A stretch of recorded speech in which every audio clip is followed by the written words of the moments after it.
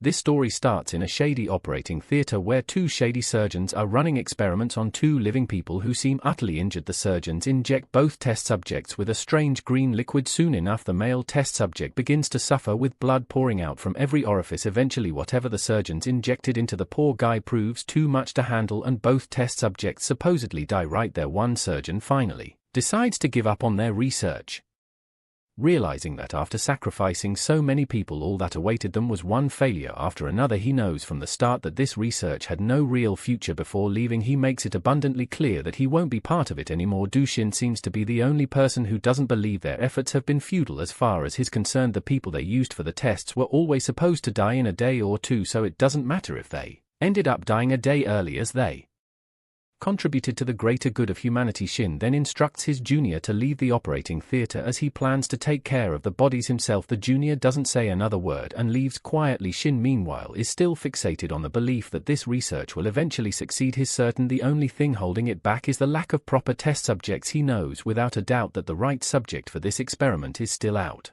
there. Now let's cut to the main he of this story. His name is Kangwan and his friend is Jin Minute Hyung. These two work at a funeral home taking care of dead bodies. After goofing around and eating, they decide to head to the hospital to claim the bodies. Once they arrive in the hospital, Yang shows his business card to the attendant at the county and introduces himself as Kang Yang from Hanwoo Funeral Services. He had received a call about patients who passed away early that morning. His friend Hung also joins him after stepping away for a quick bathroom break. Soon enough, they find themselves in the operating theater. The bodies they are there to claim just happen to be the same ones the surgeons were using for their experiments. Hung confirms that the victims appear to be a father and daughter. The report states they died in a car accident, but one thing doesn't make sense to Yuan. While the father's body is in bad shape, the girl's body is almost spotless. Aside from a wound on her arm, there are no signs of any surgeries performed. His friend reminds him they're not forensic experts, so they should stop worrying about things they shouldn't and focus on claiming the bodies. Yuan decides to take a look inside the girl's mouth. As he's doing so, he suddenly cuts his finger on her broken tooth. Anyhow, the next step is to move the bodies. As they start moving the father's body first, Yuan suddenly notices that the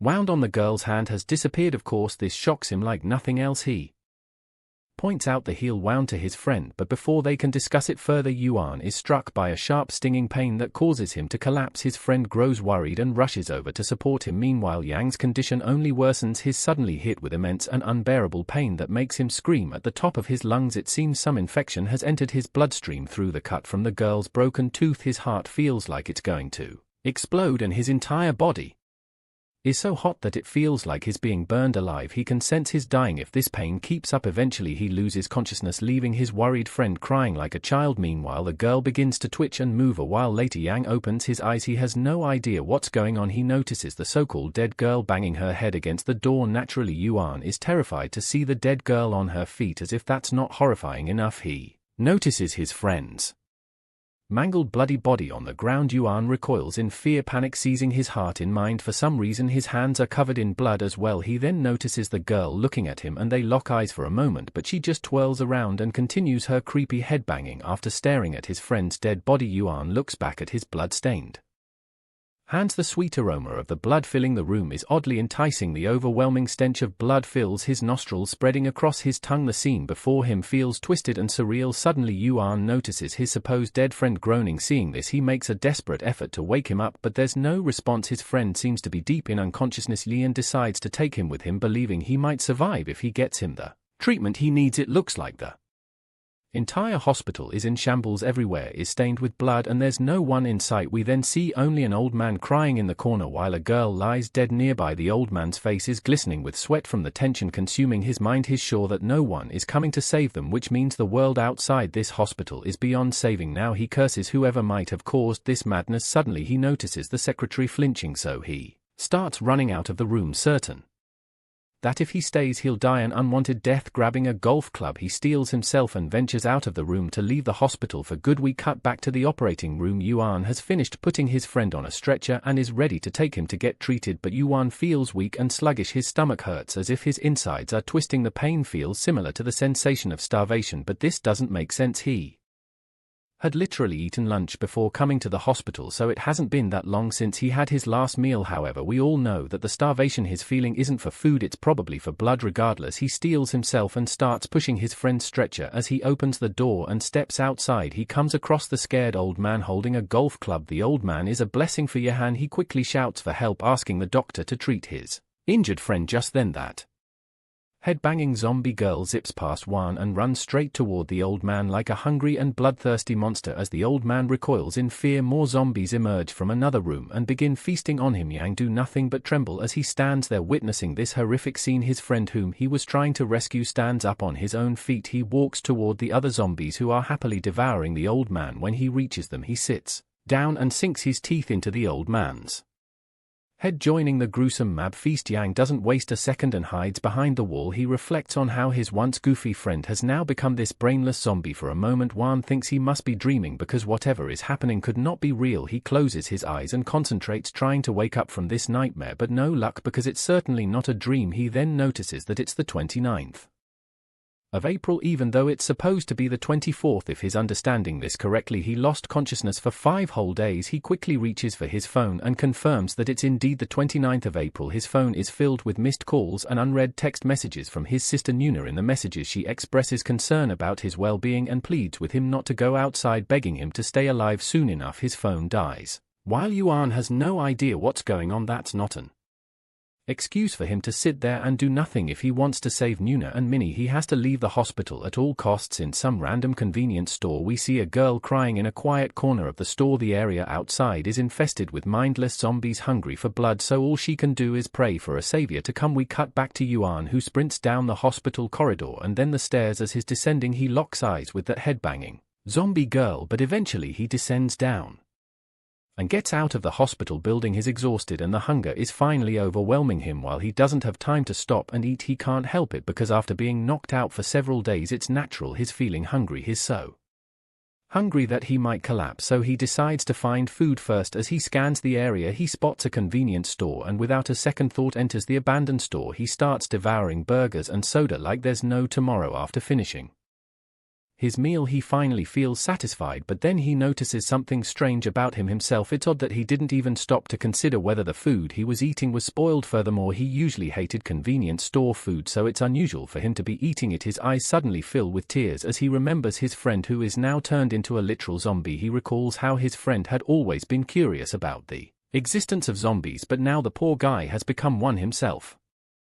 As Yuan is drowning in sorrow over the loss of his friend, he suddenly notices commotion coming from a nearby storage room. He cautiously approaches the room and enters carefully. Inside, he sees the very girl we've seen in previous cuts. She cries out loudly, thinking a zombie is creeping up on her. Totally overwhelmed with fear and panic, she finally dares to look back, only to find Yuan forcing a smile on his face as he offers to help. Meanwhile, a zombie outside is making its way toward the convenience store. Inside, Juan gathers some edible items and offers them to the hungry girl, who devours the food like there's no tomorrow. Seeing how fast she's eating, Juan suggests she slow down, warning that she might upset her stomach. The girl, finally feeling satisfied after eating and drinking some water, thanks him and says she feels much better. Out of sheer curiosity, she asks him how he managed to get inside, which catches him off guard. He explains that he was so hungry he thought he needed to eat something, so he rushed into the convenience store. Of course, his explanation doesn't seem very convincing, especially considering how the place outside is overrun with mindless zombies. Suddenly, Yang asks if he can find anything to charge his phone. She reminds him about some power banks in the store. Yang decides to go get them and be on his way, but the girl begs him not to open the door because there are zombies outside, but Yang reassures her that there were no zombies when he came in, but just as if summoned by fate, a zombie appears outside as soon as our boy opens the door, and once the zombie spots the human girl, it goes absolutely nuts with urges charging toward her at full speed. However, since Yuan is standing between them, he shoves the monster away. He unintentionally shoves it so hard that the zombie flies through the air like a lightweight trash bag and skids across the floor. What Yang thought was a simple push turned out to be a deadly counterattack. The girl behind him is stunned by such power, while Yian is equally bewildered, having no idea where all this strength came from. The zombie that took the brunt of the attack is down for the count, and as the scene pans out, we realize just how powerful and messed up that push was. The zombie literally went through a glass window and was thrown about 15 feet away. Yang Claims he definitely pushed the zombie with all his strength, but he didn't expect to knock it out like that. That's when he notices another CIOU's detail. Throughout all his time running around, there hasn't been a single zombie that tried to attack him. The girl then questions him about the secret behind his immense strength. Interestingly, she calls him Orshi, a term in Korean used to address middle-aged men, which Yuan definitely doesn't like. He doesn't want to be considered a creepy middle-aged man anyway. He remembers that he was supposed to grab a power bank, so he heads to the general goods section. Later, after charging his phone, he calls his sister Nuna, but there's no response from her, which fills him with immense terror. He doesn't want to entertain the possibility that he might be too late to save her. Now the image of Min and Nuna flashes before his eyes and he feels tears well up, but he suddenly snaps out of these gloomy thoughts as he can't be sure of anything yet. It's possible that her phone just died and that she's hiding somewhere waiting for help to arrive. So once again he steels himself and decides to venture outside to find them, but before he can leave he needs to figure out something with the girl in the convenience store. He asks her if she has a phone. She says yes, but it's dead. Yang promptly offers her a power bank and suggests she call her parents. A while later she manages to connect with her mother and tears fill her eyes as she speaks. She quickly reassures her mother about her well-being and current whereabouts. Her mother, relieved, is happy to know she's alive. The daughter also makes sure to attribute her well-being to the efforts of this Orshi who helped her. Once again Yuan is annoyed at being considered a creepy middle-aged man since he's only 28 years old. It feels unfair to be called that. Suddenly the girl's mother warns her not to come back home, and with that her mother hangs up on her, leaving the poor concerned daughter in tears and sorrow. After the call the girl continues to cry and sob uncontrollably. Seeing how desperate and helpless she looks, Yang decides to help her. He suggests that she tag along with him and he will help her get home. Suddenly their attention is caught by the commotion outside. It looks like more and more zombies have gathered inside the store. Seeing this, the girl starts to cower even more, realizing that they have no chance of escaping. Yuan acknowledges that they won't be able to get out unless he takes care of the nuisance outside. He rummages through the store supplies and creates a temporary weapon to defend an attack. Before leaving the storeroom, he sternly instructs her not to open the door under any circumstances and assures her he will be back soon. With that he heads out, leaving the girl pleading with him not to go, but he shuts the door in her face and goes to confront the zombies outside. After taking down the menace, Yuan returns and reassures her that everything is taken care of. Seeing him stand there confidently causes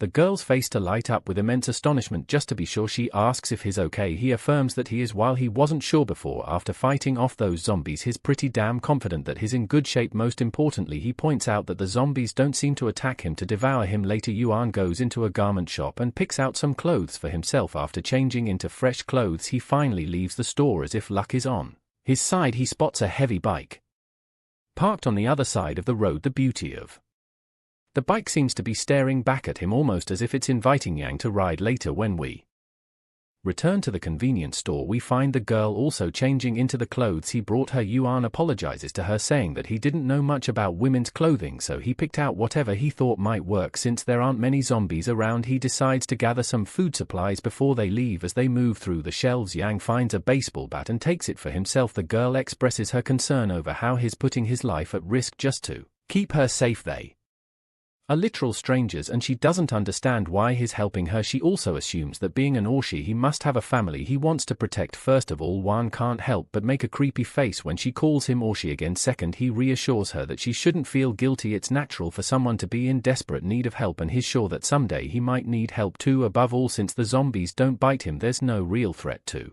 his life. The moon is shining brightly, casting a calm light over the zombies that roam carelessly beneath it, but their tranquility is soon disrupted by the loud vroom of a 700 cubic centimeters engine. The one behind the handlebars is of course Yang, riding the new beauty. Even though he's making quite a bit of noise, the zombies don't immediately react, likely because his presence is overshadowing the girl sitting behind him. Since there are no obstacles in their path, he hopes to reach Nuna as soon as possible and rescue her from this mess. We cut to a gas station where inside a tuck shop a man is hiding from the zombies. The bottle he's holding is his last source of water and he knows that doom is soon to follow. He curses his rotten luck for getting stuck in this tuck shop, which has already been completely looted. Suddenly the sound of a motorcycle catches his attention. This leads him to believe that there are survivors in the area. What's worse is that the sound is getting closer.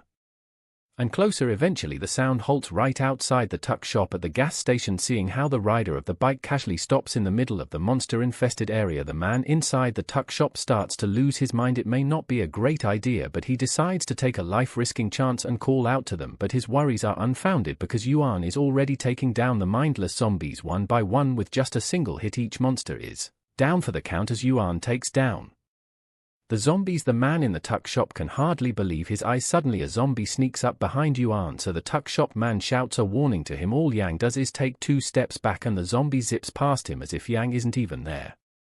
The sight leaves the man in the tuck shop in utter disbelief. Meanwhile, as the zombie is about to reach the girl behind the bike, my guy swings his bat with such force that the zombie flies through the air like a trash bag. With the area cleared, Yang tells the girl to rest assured. As for the man stuck in the tuck shop, he still can't do anything but stare in complete astonishment at Yehan. If his eyes aren't fooling him, what he saw clearly proves that zombies weren't even trying to bite Yehan at all.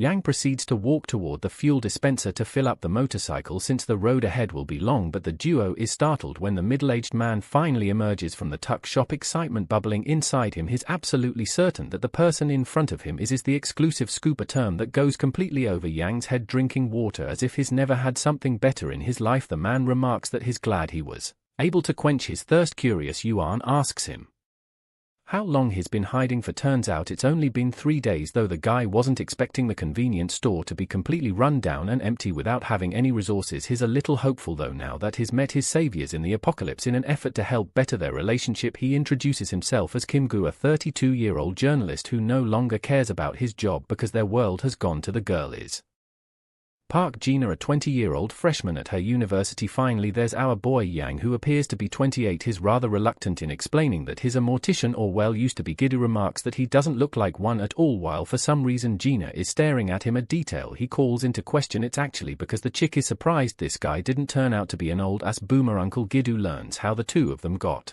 together. Really, it was just a string of events that brought them together via the convenience store. Well, Yuan admits that it's a little weird they never even exchanged names until this point anyway. Giddu understands that both of them experience some real horror being trapped here, which is something he's willing to expand on later. For now, he's actually pretty curious about something that's been bothering him. Gdu straight up asks about Yuan's strange ability making him immune or invisible to zombies. Outside, the hordes of the undead are gargling and searching for fresh blood. Focusing back to their conversation, Y tells his story of how he was knocked unconscious for 5 days inside the morgue and only came to learn about the damning apocalypse after he got up. The most he recalls is getting sick before blacking out. The journalist is carefully penning down these details, confirming Yuan's story that he made his escape from the hospital and found Gina shortly afterwards. Giddu also confirms that Gina was looking for her family in the middle of these events. Now it seems like neither one of them actually knows about the events that took place, something Gu considers a blessing. Mortified, Gina asks why. He ends up explaining that the entirety of the planet was reduced to a zombie land within that timeline, so they can only imagine the worst. To expand on the details, the first 2 days were the definition of literal carnage. Normal people quickly turned into flesh-eating zombies, and most of them died without even getting the chance to know what was going on in the world. The really horrifying part is that they were hunted by their closest loved ones, not knowing what had gotten into their dear companions. With the way he's describing the details, Gina is out here weeping with her tear-filled eyes. The journalist apologizes for being too graphic in his details and emphasizes that Gina's family must be okay because of the confirmation of the call. He assures her that they'll meet again, a fact that Gina confirms, though her words are filled with doubt. Deciding to interject in the discussion, Yuan is curious about the journalist's story. Of course, even Gu shares that being a journalist means very little to him right now. He was actually working on a case to find the cause of this apocalypse, and taking that risk led him to being stranded as he ran out of gas and ended up stuck, invested in knowing the truth about the zombie apocalypse. Wan inquires about his findings. The journalist argues that it's not that important and his attention is thwarted to a more pertinent matter. The minute he turns to his left, he's terrified to see a group of zombies lashing out against the window. The scene terrifies the entire group, especially since they can't even exit the gas station before becoming a stake to this mad horde of zombies. Yang believes they should step up the gas pedal and really get the out before finding out. Since they can't use the bike in this instance, he asks about the location of Guo's car. It's parked on the roadside just a few minutes away. Of course, their only shot of getting to the car is if they get past these creepy Into first place, arming himself with a club. Wan decides to play the hero for them, declaring he'll clear a path while they'll block the door for him. It seems like a reckless idea to the journalist, especially since this guy is going to be risking his own life just to get out there. Yuan promises that he'll be okay, especially since he's got no zombies to worry about biting him, turning to face Jin. With a reassuring gentle smile, he promises to take her home just like he said so. Letting out of breath, our boy pulls up in a 1 versus 50 royal. Before he leaves, Gina musters up the confidence to tell him that he should just refer to her by her name since their age gap isn't too far. Hearing that, our boy smiles, uttering her name as he goes on to face the threat. The funniest part is GDU out here acting like a third wheel in the midst of a troubled couple. Anyway, the creepy uglies outside weren't expecting it, but one human really did just make a superhero's entry to face them all. With a determined glare, Wan declares that he won't let a single one of them get inside. The horde of zombies scream as one human beats the crap out of them with his strength. He turns to one walking just past him, and I don't know if Yuan had a personal grudge against this guy or something, but this dude really just slammed the out of him in the wall. He notes an interesting observation here. It's not just the fact that the zombies fail to attack him, but in fact it's almost as if they don't recognize his presence at all. While he's figuring out the process of why this is the case, Yuan does not care, for now all he cares about is standing firm on his objective to stop them from coming inside. Watching the scene from the window, Gu finds himself on red alert. He can't believe his eyes. He makes the same observation as Yahan, but then there's also his terrifying strength increase that he's acquired out of nowhere. The way he's just destroying zombies by slamming them around exhausts quite a bit of his stamina, causing him to become hungry even though he recently had a meal. The feeling is similar to not having eaten for days. It's just like last time, making his body weak and of resources, bashing the zombies left and right. Wan concludes that he would probably feel a lot better after wiping the horde and consuming a meal. Meanwhile, the sight of Gina struck with incomprehensible terror causes Yahan to drop to his knees. It confuses Gu and worries Gina because this guy is basically sitting breathless amongst the horde of the undead passing by. He doesn't know what happened just now or why he could only think of Gina at that moment. Here's the jaw-dropping kicker: Yuan is actually experiencing a severe temptation to eat a human. He's no different than the zombies in that regard, which actually kind of makes sense why they don't recognize his presence anyway. Gina is really worried and wants to help him, but Gu sensibly tells her that it's reckless to do that. While they're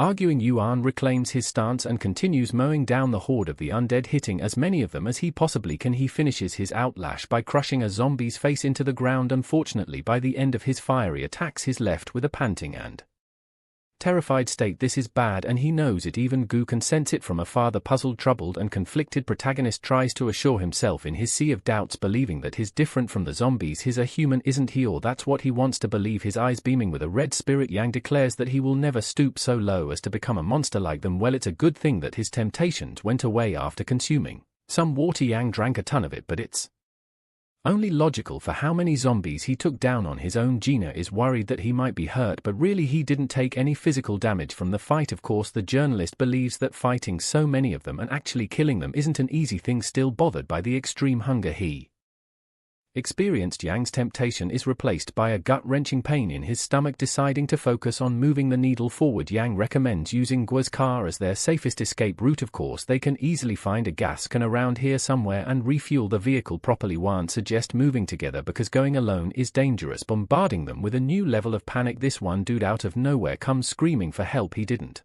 get reduced to shreds from the zombie horde earlier. Wan notices that this guy seems legit, evident by his cry for help. The thing is, his friend is actually grievously injured and at the risk of death, but this situation is kind of tricky as you wouldn't always just trust someone in the middle of an apocalypse. Yuan calculates his options while Gu recommends they stay sharp on their toes because these guys could still be harmful. Gina argues against this idea, believing they should still help others in need. In any case, Yang agrees with her approach no matter how naive. Gidu gives up and agrees to do it if they're okay with it, so Gina opens the lock and welcomes these punks inside who are just so grateful they took a chance on them. But unbeknownst to them, these guys truly are a bunch of scumbags and they just got a free ticket inside. Gina hands them some water to revitalize themselves and asks about an update regarding their situation. Of course, Gu is immediately skeptical and asks if their friend was bitten by a zombie. In response, the chubbier fellow panics and shows them there aren't any visible wounds.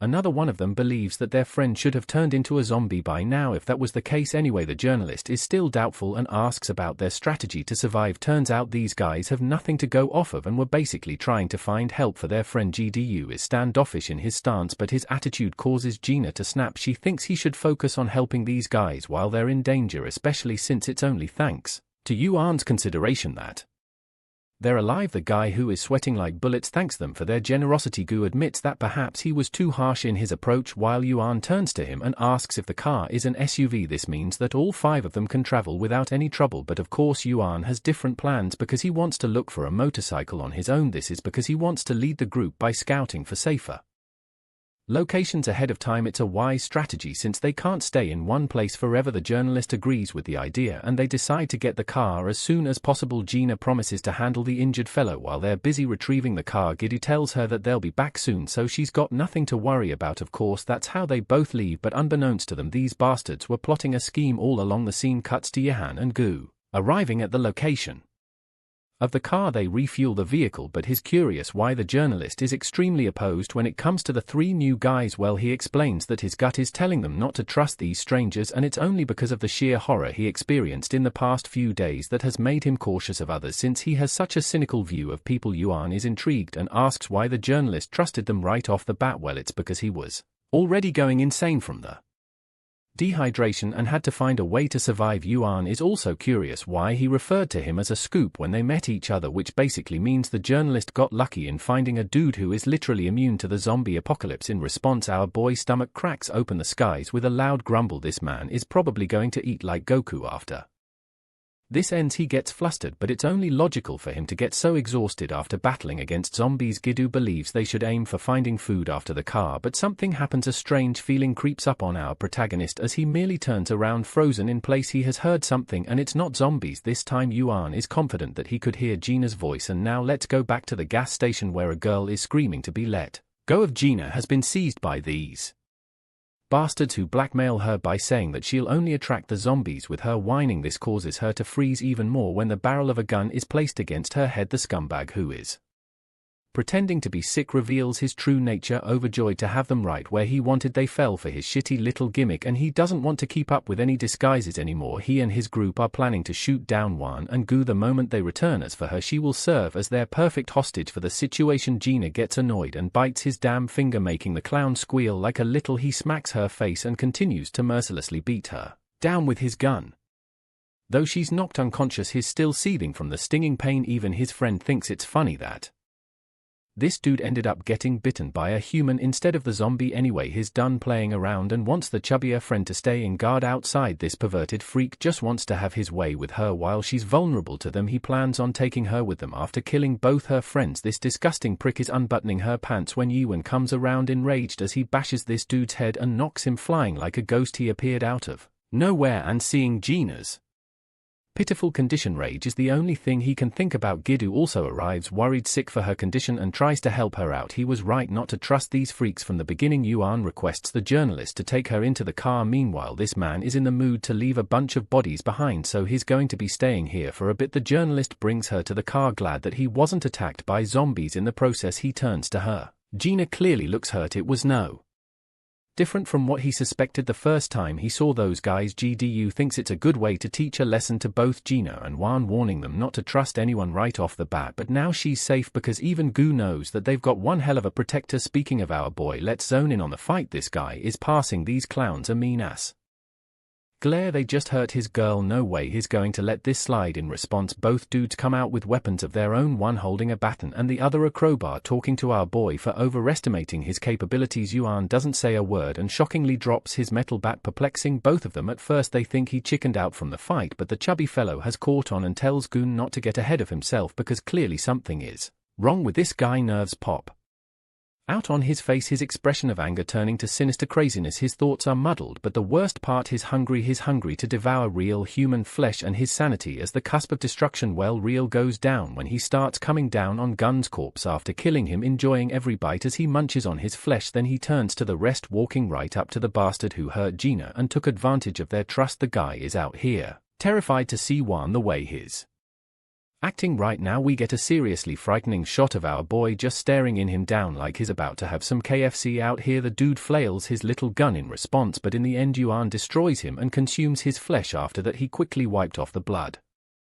Gidu heard the gunshot sound and jumped out of the car in fear, but to his astonishment only one man came out of the gas station alive, and it was Yuan. Worried, he asks if our boy is doing okay, but in response he asks about Gina's condition, who seems to be doing fairly well asleep. It's reassuring for him to hear that, but GDU is wondering why he changed his clothes. Yang hands him the gun he retrieved from the clowns. It's a great thing to have in this damn apocalypse, so the journalist is happy also.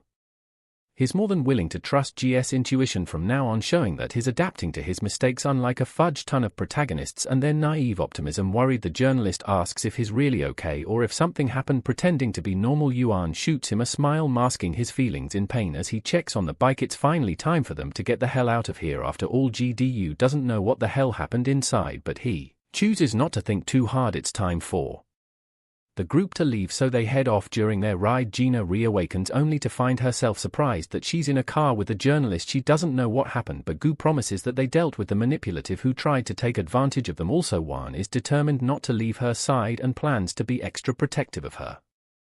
Hearing that Gina cries, holding her face in tears, it causes Giddy to worry that she might have gotten hurt somewhere. She ponders why those people, the same people they tried to help, took advantage of them. They had noble intentions, and yet instead of looking to survive together, those guys instilled a permanent despairing feeling in her heart, causing her trust issues with anyone she is now going to meet. It's not a good feeling, and Gu understands, but he gives her the words she needs to hear. On the bright side, he wants her to fully trust Yang even if she doesn't trust anyone else, as he's more than willing to protect her no matter what happens. Let me pause for a moment and break down the significance of the scene where Yuan gave the journalist the gun. It's actually because he doesn't trust himself and wants Gu to handle him in case he spirals out of control. Okay, going back into the story, Yuan and his group clear the area inside a building with every last one down. Our boy wants to take his friends to the room he saw, but his eyes darted to a picture frame of a loving family. He almost forgot these zombies were once real people and apologizes for having killed the father. Anyway, he secured 2 rooms for his group. There's not much for them to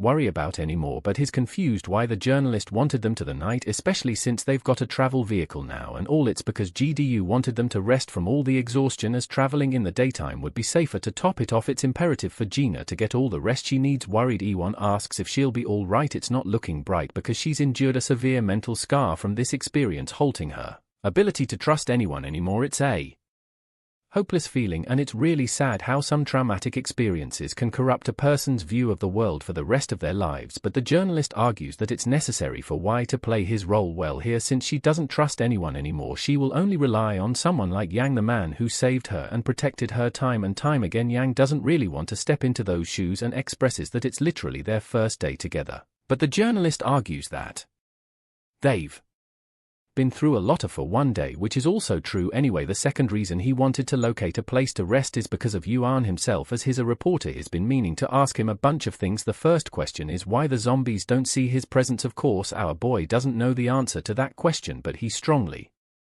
believes that they don't recognize him at all. The journalist enters a contemplative state, wondering what kind of explanation could help describe the cause. Since it's their first day together, they don't know much, but Gu wants him to keep him updated in case Yuan discovers something new about his condition. The next question is whether or not our boy has dabbled in sports or martial arts before. The question comes across strange to Yuan, who denies any such thing because that's the one thing that really surprised the journalist, his monstrous strength, as he was casually picking up zombies and slamming them into walls and pavements like they were nothing. The journalist declares that it's almost as if he isn't even human, a phrase that makes Yang coil into fear. GDU understands that even Yahan is clueless about his condition. To disengage from the serious topic, the journalist apologizes for asking so much out of the guy right after he saved their lives. Also, Yuan's quest to find his sister is still up in the air. He wants to check their home to see how she's doing, since his sister is located in Yangyang and that place is pretty far away from here. There's no telling if they'll be able to make the transport still despite the odds and the difficulties presented in front of him. Yahan wants to do everything in his power to help save his sister. The journalist strongly opposes the idea because the place is far away and there's no need for him to be so reckless. Yang doesn't understand why either, though he senses that it's just the right thing to do no matter how hard hearing those words Gina appears to be Awake, her eyes filled with tears, moved by Yuan's honesty. GDU thinks the guy is a bit too nice, and it only makes sense why Gina trusts him unconditionally. Journaling his thoughts on paper, GDU wants to conclude the conversation with one question. He wants to know if Yuan has sensed any specific patterns about the zombies, just about any kind of information that could help them in the long run. Scratching his head in confusion, Yuan replies that he doesn't know anything meaningful. He believes their senses are still intact, but that theory is also inconsistent because it doesn't add up. Why zombies can tell the difference between humans and one of their own, surprising them with her an entry. Gina drops a bombshell. The zombies are actually attracted to exposed skin, as per the words of her manager, who hid in the storage room before being attacked. GDU is worried that she's up early, but Gina sits down after failing to fall asleep for a while. Also, she apologizes to our boy for making him needlessly worried, reassuring him that she's better now anyway. GDU is curious by her words and asks for more. Gina explains that the zombies are drawn to exposed skin, which is also why she asked for longer pants. Back at the store, the troubled reporter is even more confused than before, realizing that they've got much to work with here. In any case, it's best for them to look for gloves to cover more of their skin. Gina actually ends up finding a functioning radio nearby. The transmission from radio mentions the 6th day of the virus outbreak, remarking how life continues to be threatened by the apocalypse. Gina can't believe that the radio is actually functioning at this time. The broadcast is live, reporting the 5 days of the apocalypse. Yuan and GDU are shocked to find the channel still functioning, which means the station must be safe, but Yuan believes that they might be trapped inside the station instead. This may seem more like a distress signal instead of an actual broadcast. Well, Gina knows the station is nearby, so GDU recommends they leave it in the hands of Yehan, who should make the ultimate call. After all, he's the only one among them capable of navigating inside the station. Still, Yuan strongly believes that finding Gina's parents is more of a priority, and he's fine with reconsidering very options after that. Seeing him stand up for her so many times, Gina feels relieved. The journalist is okay with that thought and suggests they all take some rest. In the next scene, we get a dream sequence where our boy is bolting away from the zombies in fear. They're slowly getting to him, and in the end all he can do is brace himself for the pain to come. Yuan snaps out of it and sees J-Man's body appear before his eyes. It's clearly shocking because he's not supposed to be alive. It makes him wonder if the whole zombie apocalypse thing was a dream to begin with, but then bro's life turns to as a horde of zombies savor on a human's flesh, giving him more nightmares to think about. Jinman invites his buddy to go along and eat with them, as he's supposed to like human flesh and his face looks like something out of a horror movie. Imagine your best buddy covered in blood like that and inviting you to eat human flesh. Scary, right? Yang finally awakens, his breath panting and his eyes full of horror. Daylight hits the edge of his bed and peace eventually sets in. His hands still tremble from the experience as he collects his thoughts, reinforcing himself once more that he'll never turn out to be like the zombies. The scene cuts to a different location where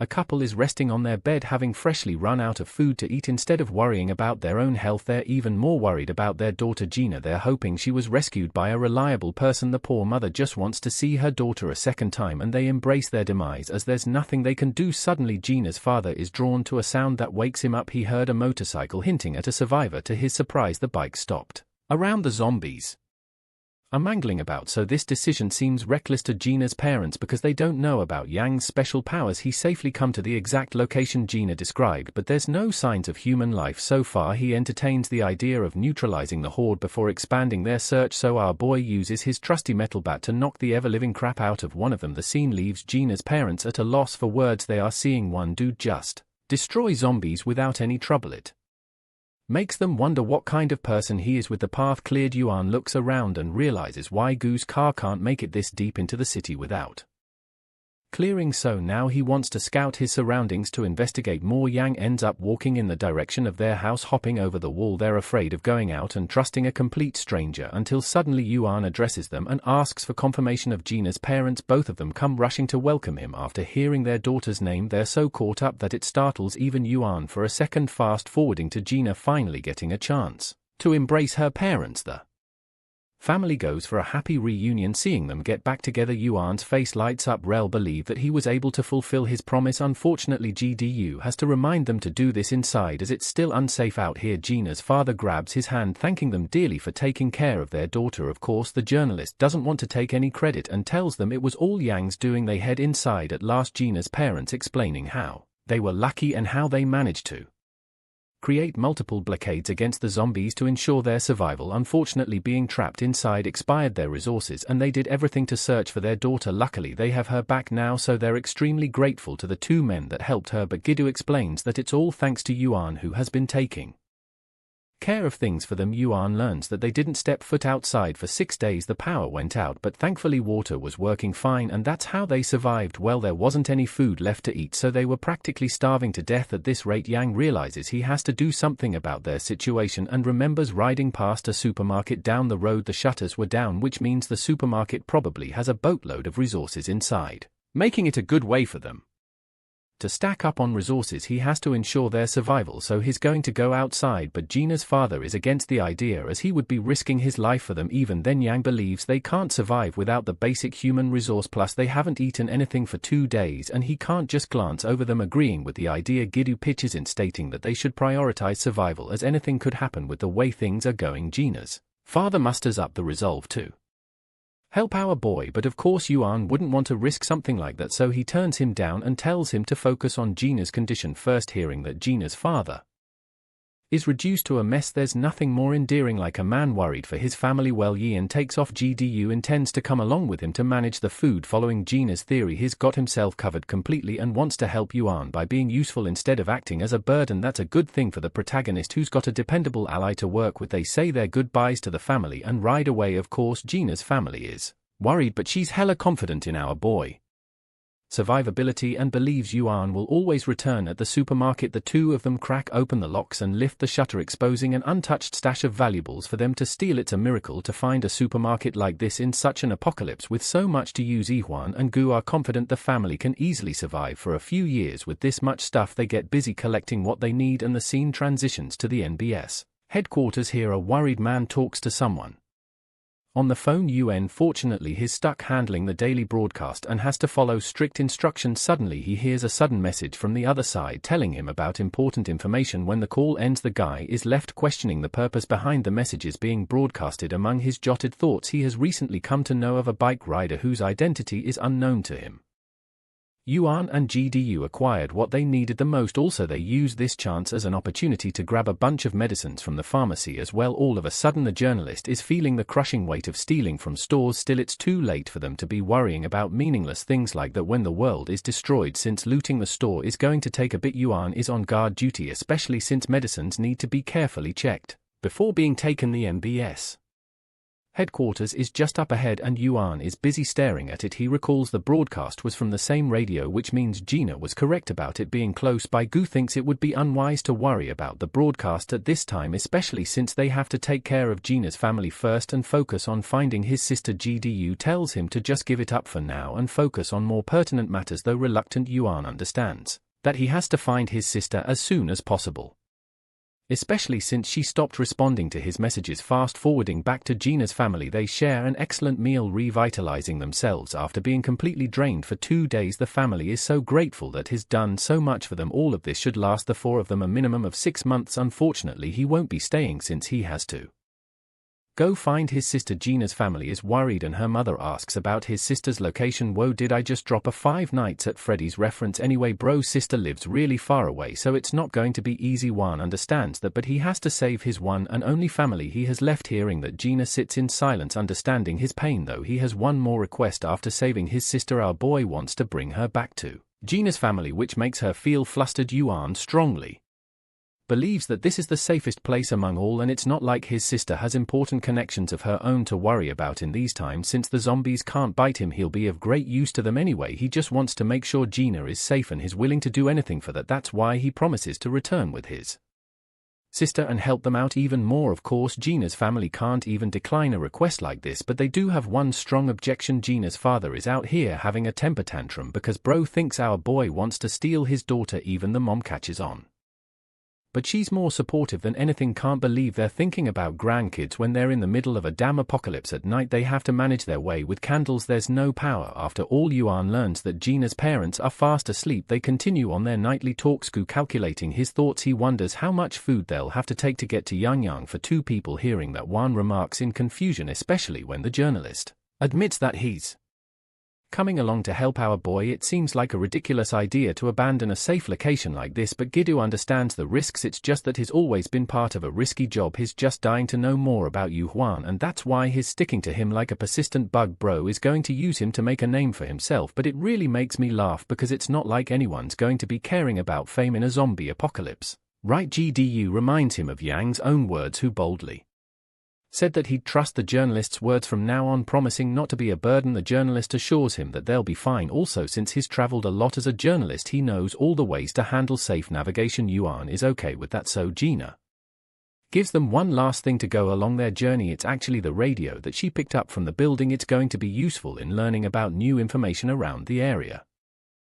Even though GDU is a bit skeptical on that front, Yuan is startled when the radio suddenly pops open a new transmission. The transmission talks about the confirmed reports of multiple witnesses from around the area. The center of attention is a man who is immune to the undead, someone famously dubbed as the Motorcycle Man. As the broadcast sinks in, Gidu quickly catches on that the radio is probably talking about our boy. The reporter further continues about this mysterious Motorcycle Man who was first sighted in Incan, then Bingango and Huagak. All say this guy is heading straight for the heart of Seoul. That's the man who doesn't get hit by the infected. Maybe he is the solution to all their problems. Clinging to hope in the middle of all this mayhem, he initiates the MBS midday radio. Meanwhile, Juan, sitting next to Blondie on the couch, looks shaken like he wasn't expecting to hear that. RJ continues saying that a man who gets no darn effect on him if attacked by the infected. That news isn't something he bought at first, and who would broadcast this bull crap? He says he has gotten some complaints telling him not to give people false hope, but even though he is stuck in this broadcast studio, he keeps it going just to send even the tiniest spark of hope to the survivors listening, the lot stuck in the endless rut of despair and loneliness. He wants to let them know that giving up isn't an option. He has faith that hope will never die and that salvation will come to pass. That's NBS Radio's produce coming live. Sun Jinil. The trio listening to Jinil looks straight up stunned by all this. Meanwhile, Guile throws on a track to lighten the mood, a soothing song for troubled hearts worn out from all the despair. With that, RJ hits play, letting the song flow to countless souls stuck in the depths of despair. Leaning back like a dead weight, RJ looks completely drained. Even after preaching hope on the radio, he doesn't seem to believe in it himself. With a worrisome fact, he has no clue how much longer he can keep up this life. Back at the house, the trio just sits there totally speechless. No one has even said a word in minutes. Then Gu breaks the silence, confirming if the RJ called himself Sun Jinil. The PD from NBS Yang tends to ask if GDU knows the guy reaching for his pocket. Gu mumbles under his breath upon having Jin Chill's number somewhere. He finally finds it, so he definitely met the guy at the radio current affairs department. What's wild though is that he is starting to think Jinil might be running the whole station solo. Aside from that, Yuan checks with Gu to see if the radio place is still taking reports for the broadcast. Gidu is sure they are still doing it. No doubt after taking it all in, Yang finally speaks up, ready to claim that he is the motorcycle guy. This big confession drop of this guy blows their minds. No doubt he straight up admits that the truth is zombies don't bite him, but he still has no clue why. Despite everything, Yuan, having a long face, didn't want to give people false hope. He feels like he doesn't deserve to pull this stunt. However, Gu tries to understand his side of the view, but he suggests the guy try taking caution at something that could endanger his life, especially when he is living in a world where trusting anyone is the act of a fool. In Gu's view, if this guy exposed his identity, he is definitely screwed, but Yahan feels like stuff like that doesn't really matter now. Flashing a grin, he straight up says that exposing his identity isn't a big deal, especially in a world like this. Still, he tells them to take a chill pill, swearing that he will be as careful as possible so there won't be anything to worry about. Sighing aloud, Gu gives away the green flag, finally letting Yuan do his thing. Afterwards, GDU decides to hook Yuan up with that broadcast guy. After all, he is somewhat tight with the PD personally. Moreover, he is sure that the PF will only buy his story if he vouches for him. For that, Wan is really grateful to Gu for his non-stop support till now. Ringing the call to the MBS Sun Jinil, Gu claims to be Kim. Gu asking if he is in the middle of the broadcast. Jinil can't believe his ears upon hearing the voice of journalist Kim. Gu feeling relieved, he goes ahead and asks if GDU is in a safe spot right now. GDU admits to being in a safe situation. Brushing it off, he gets to the real thing. That's when he confesses to keeping intel that needs reporting without wasting time. GDU drops a big hint, saying the motorcycle guy from the broadcast might just be his colleague. Spilling that out, Gu and Yuan look at each other for a moment, but Jinil practically jumps out of his seat. The dude can't handle this bombshell, asking if He's really speaking the truth, right? Then he flinches as this grave news breaks out. He trembles like a shaky leaf, struggling to make sense of it all. Snapping out of it, Jinan hurries over to the radio system. He apologizes to the audience, claiming to have gotten a major tip-off urgently, so he decides to cut the transmission with this last song. Back to the call. Jinal can only hope GD's words of wisdom hold true, with reports about the motorcycle guy coming in now and then. There's a lot of uncertainty, some true, some just rumors. When asked, Gu didn't even hesitate. He was ready to stake his name on it, just like any true journalist would. That takes Guile by surprise, whose eyes pop out of his socket in shock. Taking a look back, Gu fighting through the crowd calls back to the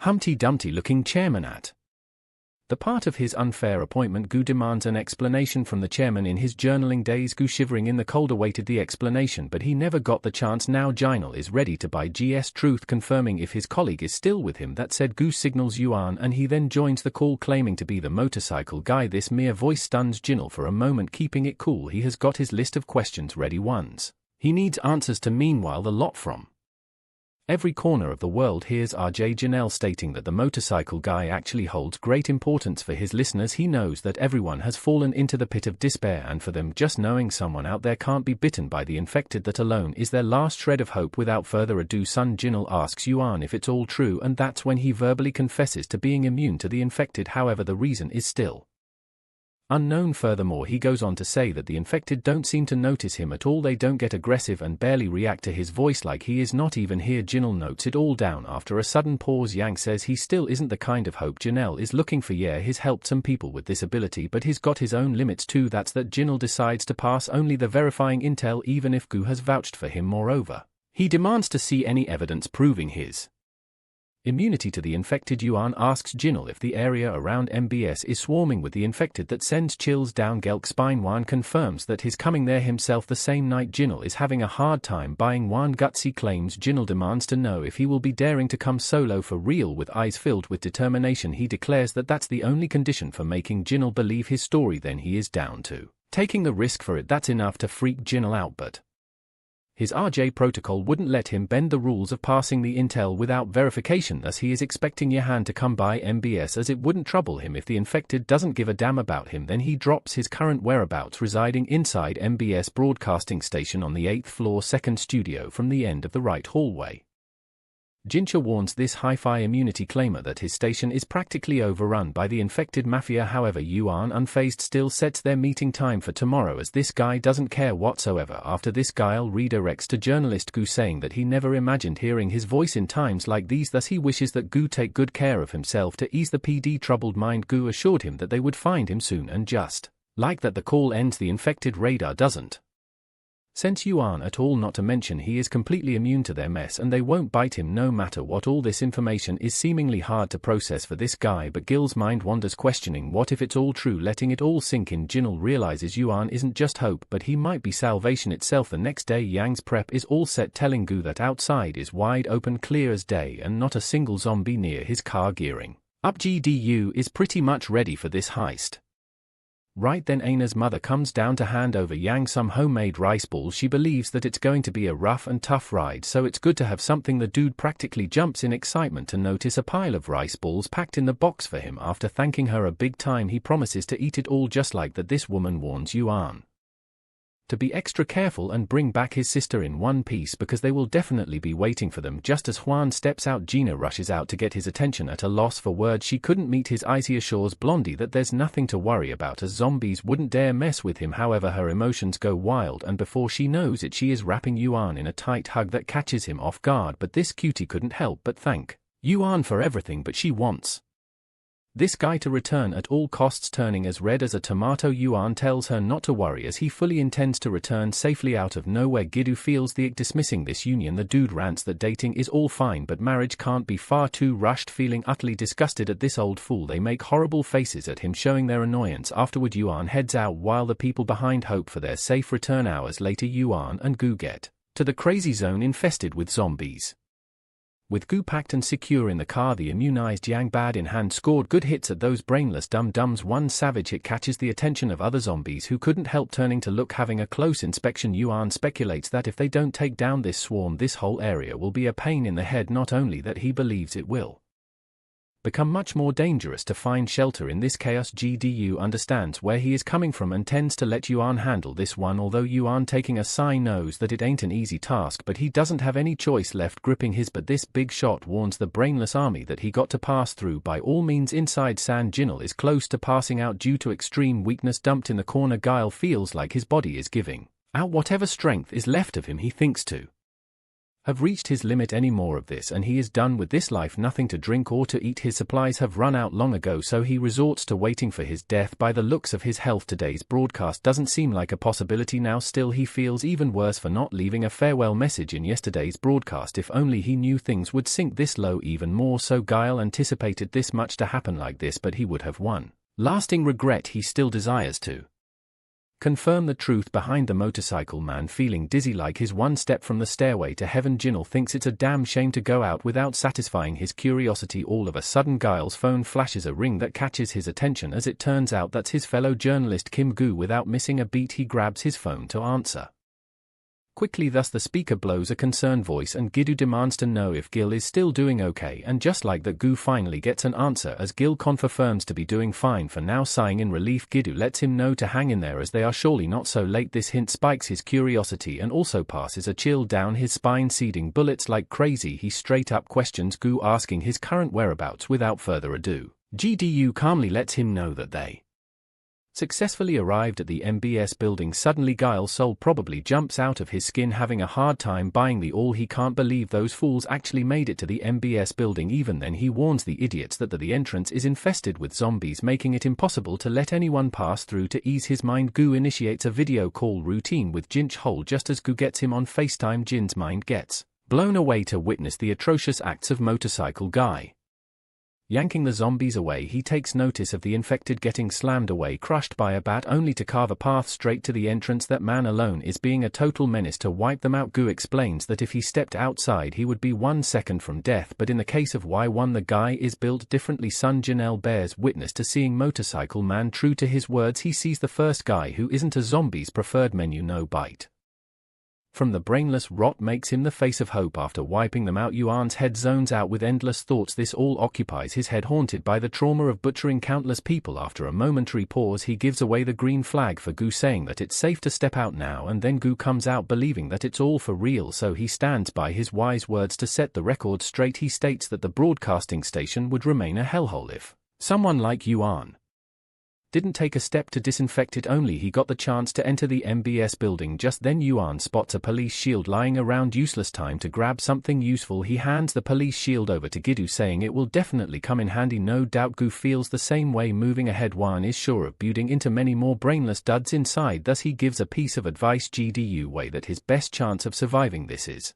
by sticking closer to him, with that he wouldn't have a problem living another day. Gidu remembers the inside of the MS building is nothing short of a labyrinth for the newbies, but thanks to GD's familiarity with this place, he gets to be the guide who knows the radio station's layout. Thus he wishes to be their navigator in this assignment, and just like that, these two brave fools make their way inside. Walking inside, mostly it's all vacant. Luckily, wherever these two patrol, Yuan with the baseball bat as his weapon of choice checks out another room, but it's steered clear of any survivors or zombies. That surprises Gu, but he feels something's off. Climbing up, Gu has this unsettling feeling bubbling in his chest, which is forcing him to keep a lookout. Head turn every other second. The dude mutters that this kind of silence just doesn't feel right. Then he tends to ask Yuan if everyone just bolted when the incident went down. At first, Yuan's mind races countless thoughts to cook a reason for it. However, he ends up coming up with a question instead. Without wasting time, he asks Gu why Jinil is so determined to keep the broad going, although he gets the idea that regardless of his situation that all must be really tough for him. But even then, why must he keep the broadcast going? Giving it a thought, Gu probably thinks it's his sense of responsibility as an informant after all his years of working at broadcasting station. He kept providing all kinds of info even at these dire times. GDU believes that Jinil wishes to keep doing what's in his power, like a sense of duty to mankind. Yuan thinks the work GDU and Jinil do as journalists are seriously impressive, which catches GDU off guard. As a couple of journalists, they didn't seem to lose their sense of duty and kept collecting intel to make sense of this situation, and in many ways probably trying to resolve the situation. Besides that, Yuan feels like there's nothing he can really do as a mortician, which makes him feel kind of pathetic. Just then GDU hits him with the shield, which almost pops his eyeballs out. He asks GDU what's the fuss, but GDU claims this hit on Gina's name. He believes that Gina would have done the same thing if he saw Yuan's loser self resurfacing. Without a doubt, Gu comes up with a question asking Yuan who is the person that can comfortably exist without so much care in this world. Cutting to the chase, Gu spits out fairly that Yuan has a million chances to look for his way out and he can set his mind to do anything. Even then he bluntly chose to rescue Gina himself and their family. Now Gu flashes his point that Yin is going out of his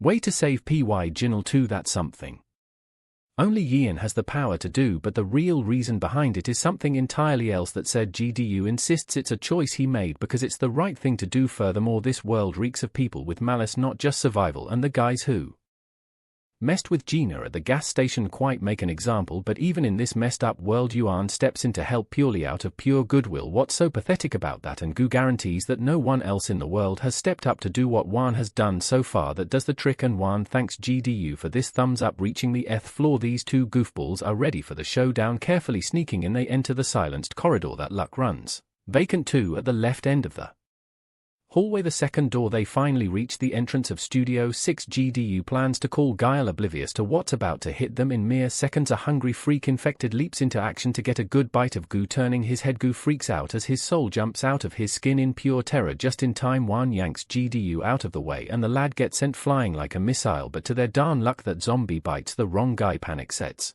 in. Gidu screams, worried sick for Yahan, who has fallen for the zombie bite. Right then he lands a savage blow to knock the zombie out of the way. At his wit's end, the lad can't believe he got bitten by the infected. GDU is practically losing his mind at this moment. Yuan has no clue what's about to happen next. Wondering if he is about to change as well, he tends to ask Gu if he is still keeping that gun with him. GK's chill levels plummeted faster and he was drenched in sweat, unable to make sense of these dire circumstances. Yuan hopes that he is still carrying one. GDU went from zero to existential dread pretty fast. The dude took business days to process what Yuan was implying. Sweating bullets, he demands to know what Yang has in mind. However, Yang is in a rush to get this over with, bursting into Studio 6. Inside, he found the same zombie he knocked down moments before. Trembling, seeing this horrific sight, he refuses to fall to this degree and be like them. Thus he decided to do his best until he lost his mind. Meanwhile, the woman, practically shivering like a shaky leaf, snaps out of the zombie fever, begging Yahan to stop. Now that wasn't in the cards. Yang's eyes widened in shock to see a zombie shifting back to his human mode. Yang stands face to face with this anomaly while Gu watches it all go down. From outside the room, bawling her eyes out, she begs Yuan to save her. She pleads for a chance to prove her innocence, insisting she hasn't done anything. Totally thrown off, Gu wonders if she is actually infected or not. However, Yang can't ignore the truth that she jumped at him to attack and bite him. If she isn't infected, then why did she bite his hand? Along with momentary silence, the room fills with the woman sobs. That's when Yuan decides to get her out of this risky place and take her to the studio. First, the sight sent a jolt of terror through GK mind, practically paralyzing this dude out of fear. As Yuan decided to take the biter with them, he reasons with Scaredy Cat that she isn't infected, so they can't let her rot here. He makes up his mind to think it over after reaching a much safer place. In the middle of processing this foolish idea, Gu notices Yang's bitten hand and finds something odd. As it turns out, the wound healed in a matter of seconds. This shocking revelation hits him like a ton of bricks. On the other hand, Guile, probably lifeless or drawing on his last reserves, lies in the corner in wait of his rescuers. He's pretty sure he hears something nearby, making him wonder what's going on. That's when GS call alert catches him off guard, so he picks right up, asking if they are all right. GDU rightfully confirms Gino's location to be Studio 6. Without further ado, GDU requests Jinal to open the door. As he is at the entrance, completely thrown off, he tends to question if GDU is actually there and whether the area around him is safe. GDU nods, giving a quick yes, saying there aren't any infected around. Getting down to opening the door, Gu looks behind at Yuan, comforting the former infected Janelle and the former zombie dig into Gina's homemade rice balls like they haven't eaten in 3 days. Meanwhile, Gu pays his respects to Jinal for keeping up the broadcast for a whole week by himself. Witnessing the crazy hunger pangs, Yuan tells the lads to calm down as there is enough for them. Jinal mentions finding some food here, luckily so he is all full for now. He figures that compared to the woman who went a full week starving, he's still in a much better spot, eating like a maniac and gulping down water at a much faster pace. She finally takes a good long breath, and just then she thanks her heroes for saving her life. She has no clue how to pay them back. Yuan brushes it off, and Gidu confirms her name to be Choi Sujin. When asked, Sujin admits to working at the department store. Turns out Sujin was heading to MD for a broadcasting sponsorship when everything suddenly went haywire in the hallway. Out of nowhere, screams filled the station. coming at her from every direction. Sensing something was off, she did her best to run, but luck wasn't on her side. She stumbled right into a horde of zombies. They tore into her, dragging her into darkness. Now as she recalls it, tears well up in her eyes, letting her calm down. They slip into a 2-minute silence routine. Breaking the silence, Guile questions what's the first thing Sujin remembers after that. Thinking back, she says she heard 2 voices, which instantly stuns Yeon and GDU. Mild at first, she states that it grew gradually, followed by the taste of blood. Panic sets in as Sujin bets that it felt strangely strong. Looking back, the memory is still so vivid in her mind it lingers on her lips as if it just happened. Seeing how these hungry folks hadn't even had a moment to breathe, Wan decided to continue this conversation in a better setting. For now, they let the woman get some needed rest. Afterward, Jinil is completely fascinated to learn that this woman is actually a former zombie. Gidu confirms that she jumped in to attack him but ends up by fighting Yeon instead, only to suddenly turn human again. Not to mention Yuan's arm, which took the bite hard, didn't turn infected, and of course the wound healed itself like it was never even there. Jinil buys it, totally not in need of GDK evidence report after seeing Yuan's unnatural immunity to zombies. Nothing else can surprise him. Rather, this whole situation got him thinking about a new hypothesis. Since the real cause of the crisis still hasn't come out yet, even the government couldn't keep up, and martial law turned out to be completely useless. Jinil thinks of the possibility that it's an airborne virus turning people into zombies. GDU tends to ask why they haven't been affected. To counter this question, GY Chels paints quite a picture that they are primary immune bodies with resistance to airborne infection. This whole theory kind of blows their minds. Even if their immunity only worked against airborne infection, the easy transmission through blood or saliva like a bite could still turn them into zombies. In the case of Yehan, Jinchan formalized the theory of full body immunity, making Yuan the safest dude in the world. Thus, when Sujin tasted Yuan's blood during the bite, it somehow turned her back into a human. This whole explanation now points straight at Yuan. Janelle declares that Wan might not just be completely immune but a walking, talking vaccine. Yang stands still, trying to understand what he just heard. The idea of being a vaccine seems impossible, yet everything that has happened makes him rethink it. His mind keeps going back to the events leading up to this moment, searching for an explanation. Afterwards, Sun Jin Cole, who has been observing the situation carefully, explains that it is only a theory. However, based on what they have seen, it makes the most sense. GDU steps in, suggesting they slow down and think things through. The situation is complicated and rushing to conclusions will not help. Going over everything properly is the only way to understand what is happening. Afterward, they recall the moment when Sujin already turned into a zombie, bit Yuan. By all known rules of the infection, he should have changed as well, yet he stands there completely unaffected. Yuan's blood might be the cure to stop the infection. The idea seems impossible, but given the situation it can't be ignored. When Sujin already turned into an infected bit him, his blood somehow entered her mouth. Instead of making things worse, it cured her almost instantly. Normally a virus shouldn't be neutralized that quickly, but the results speak for themselves. If this theory holds, it would also explain why the infected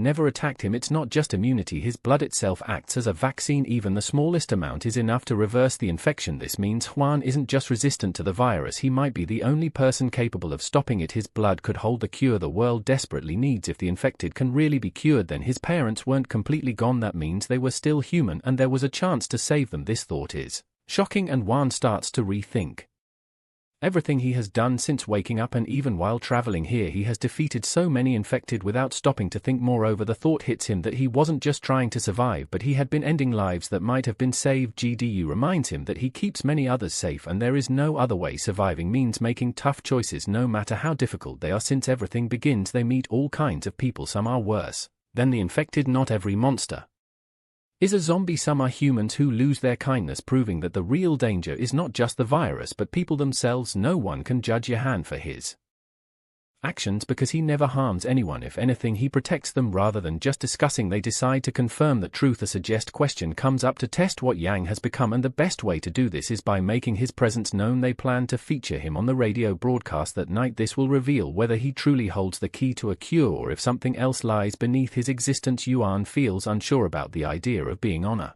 live radio broadcast. The thought of speaking to so many people makes him hesitate. Later he connects with Gina on a video call and explains his situation, how they want him to talk on radio. He fears he isn't as special as they believe and worries about raising false hope. However, Gina assures him in this world no one is more remarkable than him. Afterward she suggests to him that Yuan's sister might be listening to the broadcast, encouraging him to do his best. He appreciates the support and thanks them, realizing he needs to save his battery. He promises to talk later, but before hanging up he asks Gina to send his regards to her parents. After the call, Soojin teases him asking if that was his girlfriend, to which he quickly denies it, but the other person isn't convinced, pointing out that she sounded like she thinks he's really special. Afterward, Gu joins in, making him even more embarrassed, and teases Yian, saying even Gina's parents already believe they're a couple, so there's no point in denying it. Sun Jinil asks if Yuan got some rest, mentioning that everything is set up and it's time to prepare, but Yang hesitates, worried about messing up during the live broadcast, so reassures him, laughing, saying mistakes don't really matter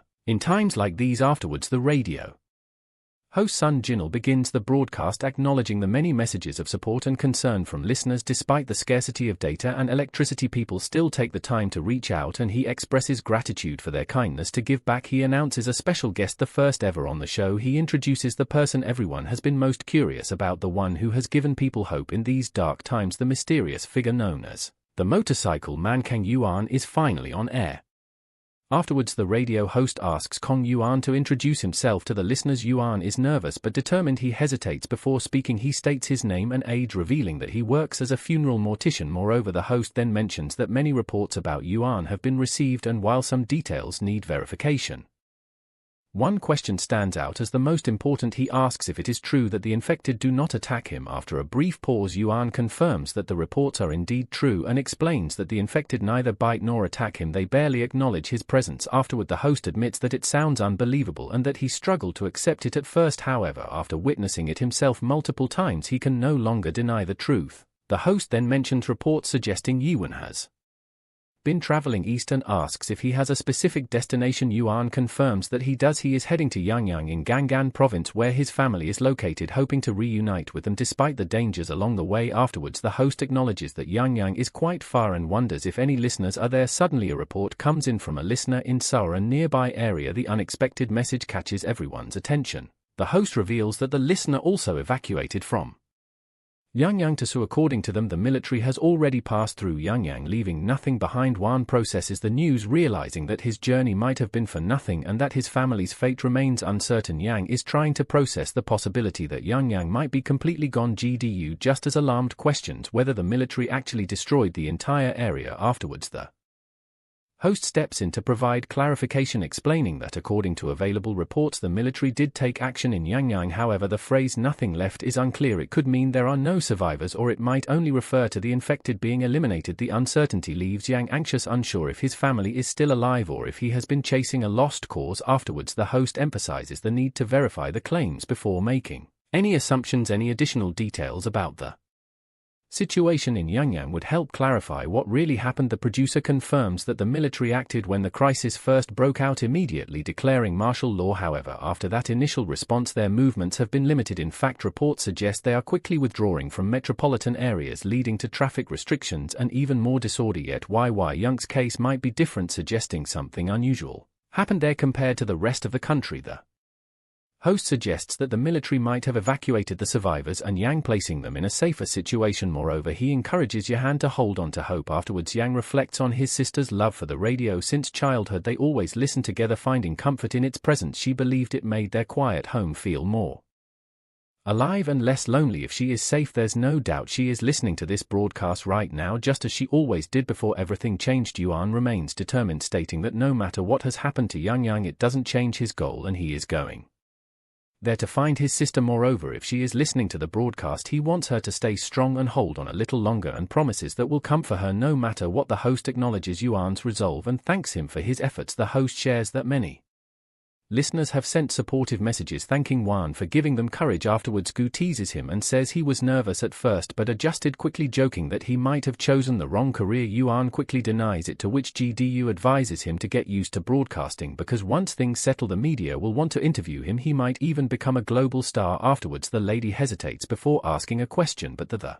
host encourages her to speak. She wonders why he didn't mention her cure during the broadcast, believing it could have given listeners hope. The host admits he left it out for Yuan's sake. If people knew his blood could heal the infected, they might just see him as a hero or a savior. While that sounds ideal, things might not be so simple, because the weight of such a thing could bring unexpected consequences one's Yian might not be ready to face. Moreover, the host explains that if the truth about Yang's blood spreads. He might not be seen as just a hero but as a resource under the guise of helping humanity. He could end up as nothing more than a test subject. Another person agrees, acknowledging the possibility and urging Yuan to keep it a secret. With the current situation, trusting the military or the government isn't an option. The priority should be rescuing his sister. Yang understands and decides to check the broadcasting station more thoroughly. Before he leaves, Gu hands him a cleaned weapon. Afterwards, Yuan hesitates, wondering if he really needs to take the weapon for a quick look, but GDU insists, saying he should take it just in case. He understands Yang's feelings but warns him not to lower his guard. The more he does, the more vulnerable he becomes. Right now, he has every right to be selfish until he saves his sister. Yuan takes the advice to heart and thanks him before heading out, determined to continue his search. GDU is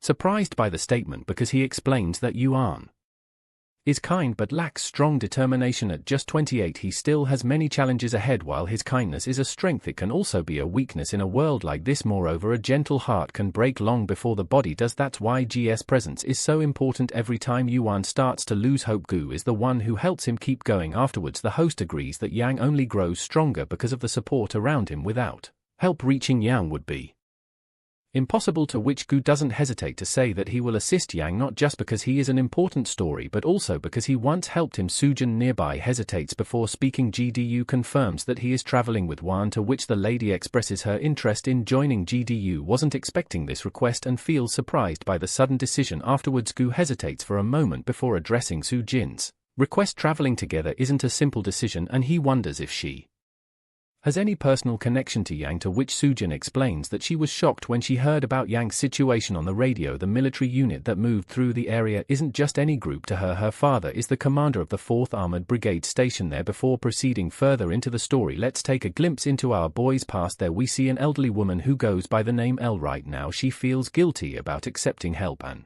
money Yuan's sister is willing to offer, but Yang's sister gently reassures her that it's no burden, just a little kindness. She hopes this woman wholeheartedly has a nice meal with her grandkids and skipping meals isn't an option. Elle thanks her endlessly for this. A few moments later, given her struggles to pay for lunch, Yuan asks his sister why she gave the money away. She just brushes it off, saying she's got enough cash to buy an old lady lunch. She also mentions LS this hill every week or so to pick up trash and paper. Goodwill, the mere reasons that hold humanity together. This leads her to dream that one day Yuan will carry the same goodwill forward, so she asks if he will, ending the trip to memory lane alone on a bench. Lost in thoughts of the past, he stares at his last messages to big sister Le with unwinding sadness. Later on, Gu tends to ask if Miss Shugan's father is the deputy commander of the 4th Armored Brigade. Sujin reveals that he is Colonel Choi Yunal, previously stationed in Choran but reassigned to Yangyang last year. Also, her family moved to Yangyang but she stayed in Seoul for work. GDU considers that her whole world flipped upside down in just a week with no prior notice. Plus, he thinks this woman feels a sense of safety with Yang and probably desires to come along with them. Just then his mind did a U-turn. Colonel Choi Young Shell, the name's quite familiar and he served in Cheran until last year. Something clicks in his mind. Meanwhile, Janelle thinks about letting Sujin tag along, which isn't so bad considering the military taking control over Yangyang. He believes that it's likely to be the 4th Armored Brigade unit and that unit is definitely gatekeeping that area. No civilians allowed, but in Miss Shugan's case this civilian has direct links to the executive family of the deputy commander, which makes it a whole different story. Not only that, Gino concludes that there isn't any safe place but the military base. In moments like these, even knowing their path to Yangyang isn't a piece of cake. It requires immense planning to get past the pack of the infected. It could take longer than expected. However, the option to leave still sounds better than staying behind and doing nothing. Sujin breaks the silence, expressing her desire to reunite with her family. Thus they decide to discuss the matters further once Yuan returns. Moving on, Yuan hears out Sujin case, asking if she is coming with them. He doesn't have any problem with her tagging along, knowing her family is in Yangyi. Gu hit Yuan with a reality check, telling the dude that they weren't going to Yangyang for vacation. Gulping down rice balls, Yuan knows the risks are real, but in times like these family comes first, no doubt. Also, he casually mentions traveling to Yangyang because of his sister. That's something Sujin finds relatable, hoping not to be a burden for them further along, so they ask GY chill what's next. He says now that he's got some hope he's going to keep broadcasting from here. With that in mind, he asks them if they can share any info they pick up on the way to Yangyang. Furthermore, Jinal mentions getting reports from all over the country, but intel on military bases is rare, plus barely anyone is making long-distance trips like there. Janelle points out that places like Seoul and the metro area are basically shut down. He figures if the military or government is still up and running. They've probably shifted their bases out to the provinces. That's why JY Chill thinks broadcasting their journey to YY as a live documentary would mean a lot to his surviving listeners. He hopes Yuan can rescue his sister and reunite with her. Meanwhile, he plans to stay put and do his part. Yuan gives him a small smile, promising to return for him afterward. Guido restocks Gino's food supply for at least a month. Jinil worries it's risky to give away their supplies before heading to Yangyang, but Guido reassures him they'll hit a supermarket to restock. Plus Yuan confirms the 8th floor is clear of zombies, so they're not trapped anymore. Jinil thanks Yuan for saving him in more ways than one. He dreams of the day they can broadcast together again, and the next time with his sister too. Putting their hands together in a huddle, they wish each other good luck before parting ways. After that, Jinil watches the trio walk away, leaving him with nothing but hope. Once our boy and his friends are out, he fires up his motorbike, leading the way as Gu and Sujin settle into the car with engines roaring. They hit the road at full speed, Gu keeping close behind. Following Yuan's lead, he vows to bring Li back, this time with the door jammed by the pile of junk. Li's daughter sleeps peacefully. She softly tells her to hang in there a bit longer, telling her that Uncle Yahan is coming to get them soon. Meanwhile, our trio's journey hits a snap when they find the highway completely is still up and running. They've probably shifted their bases out to the provinces. That's why JY Chill thinks broadcasting their journey to YY as a live documentary would mean a lot to his surviving listeners. He hopes Yuan can rescue his sister and reunite with her. Meanwhile, he plans to stay put and do his part. Yuan gives him a small smile, promising to return for him afterward. Guido restocks Gino's food supply for at least a month. Jinil worries it's risky to give away their supplies before heading to Yangyang, but Guido reassures him they'll hit a supermarket to restock. Plus Yuan confirms the 8th floor is clear of zombies, so they're not trapped anymore. Jinil thanks Yuan for saving him in more ways than one. He dreams of the day they can broadcast together again, and the next time with his sister too. Putting their hands together in a huddle, they wish each other good luck before parting ways. After that, Jinil watches the trio walk away, leaving him with